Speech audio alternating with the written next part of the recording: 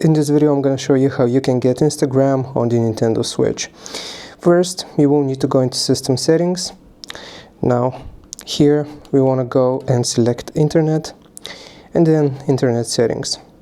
This is going to show all of your Wi-Fi networks, so you just want to find the network which you are connected to, click on it and then change settings. Change the DNS settings from automatic to manual, and you will type this. Primary DNS is going to be 045.055.142.122, and the secondary DNS is just going to be zeros. Afterwards, you want to click on Save and connect to this network.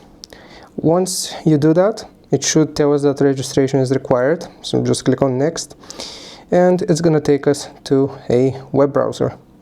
So here you can search the web for Instagram, so I'm just going to do that.